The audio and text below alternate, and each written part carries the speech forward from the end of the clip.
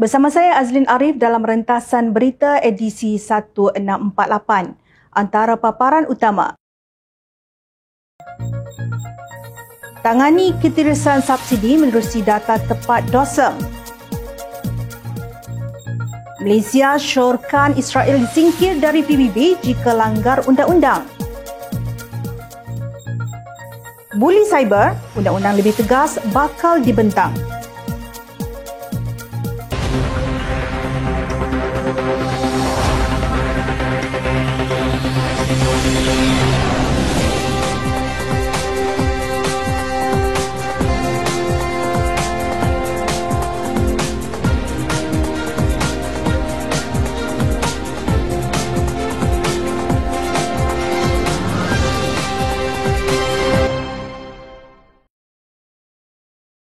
Assalamualaikum dan salam sejahtera.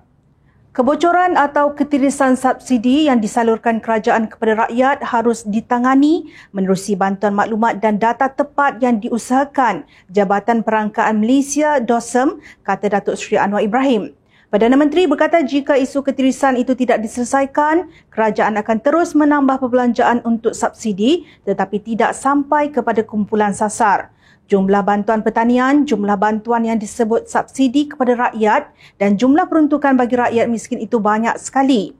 Daripada kajian baru-baru ini dalam beberapa persidangan termasuk Khazanah Megatrends Forum, ternyata menurut kajian pakar-pakar ekonomi antarabangsa, Malaysia ini dengan hasil kutipan cukai yang paling rendah, tax base yang paling rendah tetapi subsidi di antara tertinggi di Asia. Betul, baik beritanya subsidi tertinggi tetapi tanpa dibantu dengan angka dan data yang baik, kita dapati banyak juga subsidi ini yang bocor dan ketirisan ini mesti ditangani. Katanya ketika berucap pada majlis sambutan ulang tahun ke-75 Jubli Intan DOSM pada Sabtu. Sehubungan itu, PMX berkata DOSM memainkan peranan yang sangat kritikal dan strategik serta perlu meningkatkan usaha dalam pengumpulan data rakyat serta melakukan langkah-langkah baru. Beliau berkata angka dan data yang diusahakan termasuk menerusi pangkalan data utama padu akan membantu kerajaan menangani ketirisan dan pertindahan dalam penyaluran bantuan dan subsidi kepada rakyat. Anwar turut menekankan kepentingan dan integriti angka serta data yang diusahakan DOSM khususnya dalam membantu kerajaan membuat perancangan, unjuran ekonomi, pelaburan, kemiskinan dan menyalurkan bantuan kepada rakyat. Saya menunggu nanti supaya rumusan banci pertanian 2024 kerana ini akan membantu kita dalam rangka dasar pertanian yang boleh menjamin keterjaminan makanan dan penghasilan serta jumlah petani nelayan yang sebenarnya yang patut kita tangani permasalahan mereka, katanya.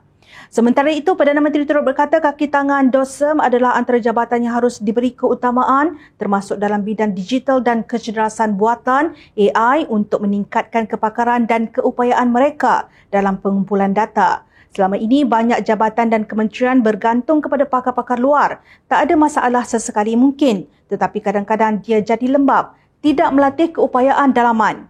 Negara ini tak boleh lagi memacu pertumbuhan, melakukan perubahan dengan kebergantungan kepada pakar-pakar luar. Sebab itu mereka harus belajar juga daripada pengalaman DOSM dan DOSM mampu memberikan hasil angka-angka data bukan sahaja peringkat negara, kebangsaan, negeri dan sekarang sampai ke daerah, katanya lagi. Dalam pada itu, Anwar yang juga Menteri Kewangan berkata Malaysia sebagai pengerusi ASEAN pada 2025 juga memerlukan data yang dikumpul DOSM untuk dikongsi dengan negara-negara anggota berhubung prestasi negara ini yang boleh dijadikan contoh dan teladan terbaik. Jadi mulai bulan November dan Disember ini kerja lebih sedikit supaya laporan dan penjelasan kita, presentation kita untuk ASEAN ini juga termasuk daripada DOSM di antara yang terbaik di rantau kita. Jadi itu harapan saya kepada DOSM, katanya. Tambahan lagi, dalam perkembangan yang lain, PMX telah mengarahkan Khazanah Nasional Berhad, Khazanah untuk melakukan audit dalaman bagi menyiasat kerugian pelaburan bernilai 43.9 juta ringgit dalam Fashion Valley Sdn Bhd. Fashion Valley. Anwar yang juga pengerusi Khazanah berkata arahan tegas itu sebagai memanai pengumuman beliau sebelum ini yang mengarahkan Jabatan Audit Negara melakukan pengauditan terhadap 2,000 syarikat berkaitan kerajaan GLC. Ini bagi mewujudkan sistem tadbir urus yang lebih baik selain memastikan semua syarikat berkenaan memenuhi tuntutan tanggungjawab dan fungsi masing-masing, katanya menerusi hantaran DX. Terdahulu, Perdana Menteri ketika berucap merasmikan Karnival Hari Penjaja dan Peniaga Kecil HPPK 2024 di Pulau Pinang, mahu siasatan dilakukan dengan adil tanpa mengira pangkat dan jawatan ataupun sama ada melibatkan syarikat kerajaan mahupun swasta. Sekarang heboh isu Perlembagaan Nafas digantung walaupun ia badan yang bebas tetapi ia di bawah Kementerian Pertanian dan Keterjaminan Makanan. Baru-baru ini juga ada kes Khazanah Nasional Berhad yang mana pengerusinya adalah Perdana Menteri. Tapi saya tidak akan halang siasatan kalau ada laporan. Kalau salah siasat, kalau salah dakwa, kalau salah hukum, tegas PMX. Dalam jawapan bertulis di Dewan Rakyat pada Isnin yang lalu, Kementerian Kewangan memaklumkan Khazanah dan Pemodelan Nasional Berhad (PNB) menerima 3.1 juta ringgit hasil daripada penjualan saham dalam Fashion Valley. Pada 2018, Khazanah dan PNB telah melabur masing-masing 27 juta ringgit dan 20 juta ringgit untuk pegangan minoriti masing-masing dalam Fashion Valley. Ketua Pesuruhjaya Suruhanjaya Pencegahan Rasuah Malaysia SPRM, Tan Sri Azam Baki dalam kenyataan berkata, Suruhanjaya itu telah membuka kertas siasatan berhubung kerugian pelaburan berkenaan serta memberi jaminan siasatan akan dijalankan secara adil dan profesional. Pastinya ia bukan mudah untuk memperbaiki racun berbisa yang telah lama terpaut dan membarah dalam pentadbiran negara sejak berdekad yang lalu. Namun, tahniah dan terima kasih Kerajaan Madani kerana tetap tegas dan serius untuk perangi rasuah tanpa henti dan jemu demi negara tercinta. Semoga segala ikhtiar dan iltizam yang diusahakan bakal dibalas dengan kemanisan yang mendatang insya-Allah. Malaysia sudah menyediakan satu draft resolusi Perhimpunan Agung Pertubuhan Bangsa-Bangsa Bersatu PBB yang antara lain mencadangkan agar Israel disingkir sebagai anggota pertubuhan itu sekiranya berlaku pelanggaran undang-undang, hukum dan keputusan dalam isu membabitkan Palestin. Perdana Menteri Datuk Seri Anwar Ibrahim ketika sesi penerangan di Dewan Rakyat hari ini berkata, draft resolusi itu sedang dalam proses rundingan dan dijangka dibentangkan di Perhimpunan Agung PBB untuk kelulusan dalam masa terdekat. Pada 31 Oktober lalu, Malaysia menyertai kumpulan teras core group bagi penyediaan satu draft resolusi Perhimpunan Agung PBB memohon pendapat nasihat, advisory opinion Mahkamah Keadilan Antarabangsa ICJ mengenai obligasi Israel dalam membenarkan aktiviti dan kehadiran PBB. Ia juga termasuk agensi-agensi di bawah PBB, organisasi-organisasi antarabangsa dan negara ketiga di wilayah pendudukan Palestin OPT yang dilaksanakan dengan persetujuan Kerajaan Palestin untuk manfaat orang awam Palestin di wilayah itu, katanya. Perdana Menteri berkata apabila diluluskan kelak, resolusi itu dijangka menjadi landasan perundangan bagi membolehkan Agensi Bantuan dan Kerja untuk Pelarian Palestin di Asia Barat, UNRWA, terus memberikan khidmat mereka. UNRWA kini memberikan khidmat asas seperti pendidikan, perawatan kesihatan dan bantuan kemanusiaan yang telah memberikan faedah kepada lebih 6 juta pelarian Palestin di Gaza, tepi barat Jordan, Lebanon dan Syria.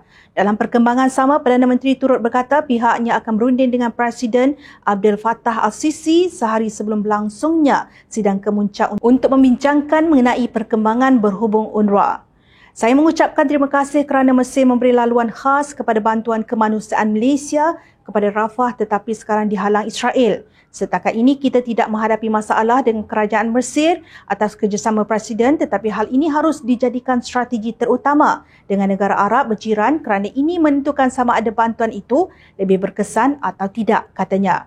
Malaysia sudah menyumbang bantuan kewangan tambahan berjumlah 5.2 juta US dollar, kira-kira 22.71 juta ringgit kepada UNRWA untuk meringankan beban dan membantu mangsa kekejaman Israel sejak Oktober 2023. Sehingga Jumaat lalu, konflik di Gaza mengorbankan 43,204 orang rakyat Palestin, termasuk 16,500 kanak-kanak, 101,641 orang rakyat Palestin dilaporkan cedera manakala 11,000 orang lagi dilaporkan hilang. Secara purata, 118 rakyat Palestin terkorban dan 277 lagi cedera setiap hari sejak Oktober 2023.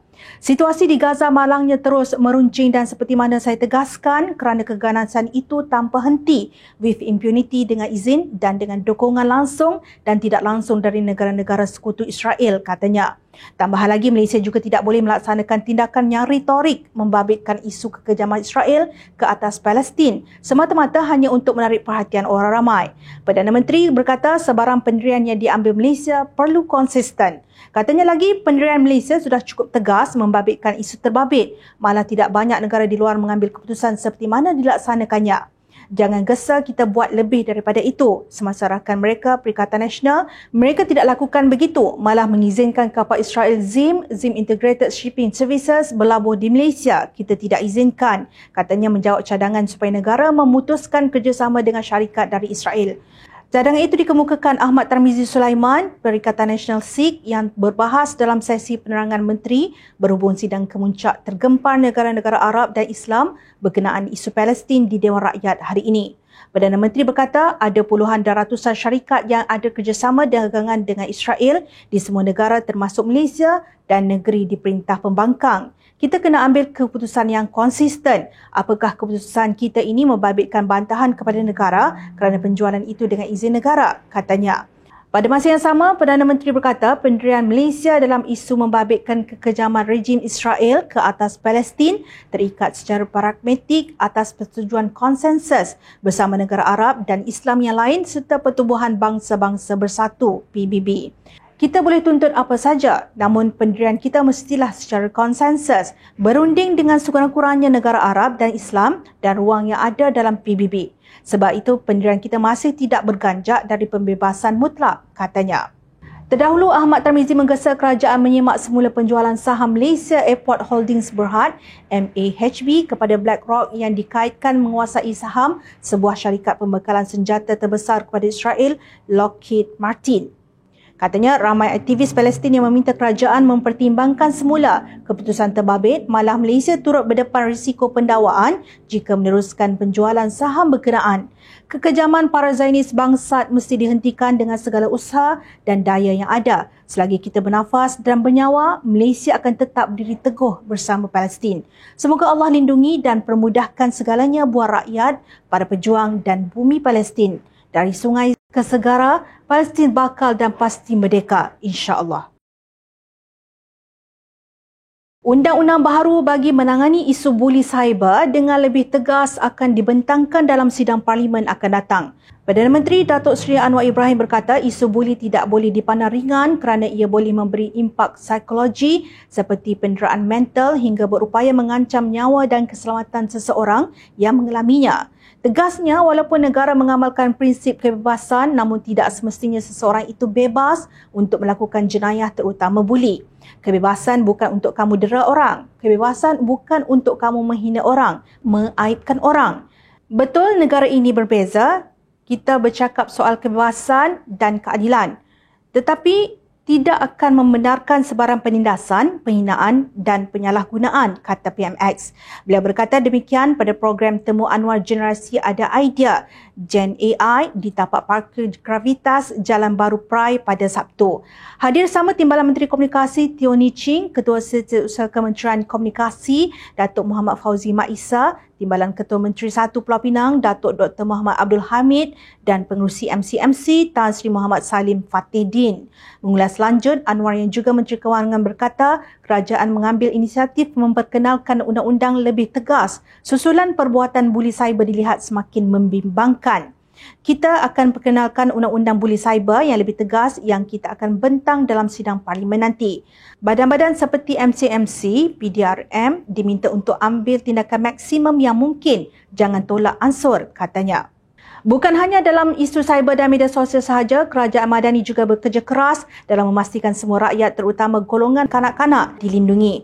Malahan dalam perkembangan yang lain, Kementerian Pembangunan Wanita, Keluarga dan Masyarakat komited untuk meneruskan program advokasi anti gangguan seksual kepada lebih 10,000 sekolah seluruh negara. Menterinya Datuk Seri Nancy Shukri berkata ia berikutan masih berlaku kes gangguan seksual dalam kalangan kanak-kanak. Jelas beliau, berdasarkan laporan Polis Diraja Malaysia PDRM, kes gangguan seksual melibatkan kanak-kanak meningkat 26.5% tahun ini berbanding tahun sebelumnya. Beliau percaya kemungkinan banyak lagi kes yang tidak dilaporkan. Mereka menggunakan pelbagai cara khususnya dengan kepesatan teknologi. Maka yang kita dapat itu hanya mereka yang melaporkan. Awak tidak akan tahu ia mungkin lebih tinggi daripada itu, kata Nancy kepada pemberita pada Sabtu. Beliau ditemui selepas Majlis Serahan Tajaan Rakan Strategik Yayasan Kebajikan Negara Malaysia bagi Anjung Kasih dan Bilik Kasih Wanita di Hospital Umum Sarawak. Selain advokasi, kementeriannya juga sedang menyediakan direktori organisasi berasaskan komuniti untuk meningkatkan kesedaran masyarakat dalam menangani pelbagai isu setempat termasuk gangguan seksual. Perubahan untuk sesuatu perkara tidak mudah, terutamanya apabila ia sesuatu yang dianggap tabu, janggal atau luar daripada norma. Namun, ianya harus disuntik untuk dimulakan dan dilakukan walaupun ada ketika ianya pahit dan sukar. Tahniah dan terima kasih Kerajaan Madani kerana terus berusaha untuk memastikan rakyat dan negara terus progresif serta berubah ke arah yang lebih baik. Ingat, rakyat sentiasa memerhati. Jom Channel ingin mengucapkan jutaan terima kasih kepada para penyokong Jom Channel dan kepada yang berminat untuk memberikan sumbangan bagi membolehkan kami meneruskan perjuangan menyampaikan berita yang benar. Sumbangan boleh dibuat melalui akaun bank yang tertera. Suara rakyat kami sampaikan demi negara tercinta. Teruskan bersama kami di Jom Channel untuk mendapatkan berita politik tanah air. Saya Azlin Arif, terima kasih. Assalamualaikum dan salam sejahtera.